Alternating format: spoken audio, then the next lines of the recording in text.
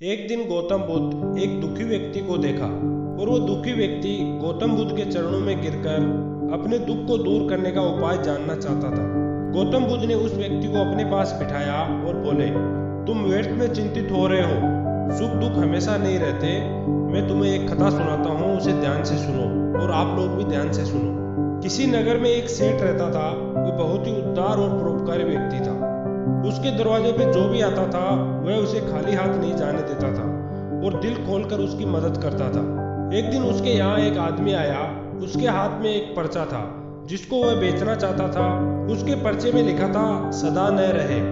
इस पर्चे को कौन खरीदता, लेकिन उस सेठ ने उसे तत्काल खरीद लिया और उसे खरीदकर अपनी पगड़ी के एक किनारे पे बांध लिया।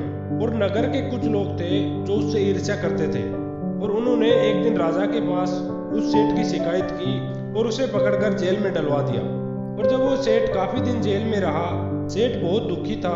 क्या करे क्या न करे कुछ भी उसको समझ नहीं आ रहा था। फिर एक दिन अचानक ही सेठ का हाथ उस पगड़ी की उस गांठ पे पड़ गया और उसने उस गांठ को खोल के वो पर्ची निकाल कर पढ़ी और पढ़ते ही उसकी आंखें खुल गई। उसने मन ही मन कहा, अरे तो दुख किस बात का?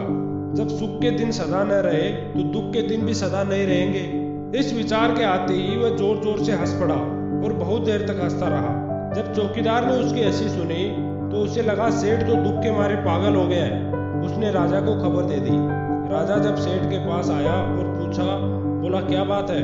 तब सेठ ने राजा को कहा, आदमी दुखी क्यों होता है? सुख दुख के दिन तो बदलते रहते हैं। सुख और दुख तो जीवन के दो पहलू है। यदि आज सुख है तो हो सकता है कल दुख का मुंह देखना पड़े।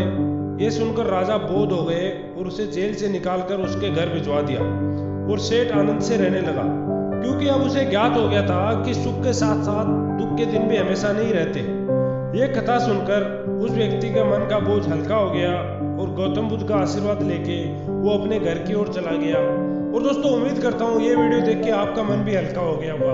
अगर नहीं हुआ तो वीडियो को लाइक कर देना, चैनल को सब्सक्राइब कर देना। इसके बाद तो जरूर आपका मन भी हल्का हो जाएगा।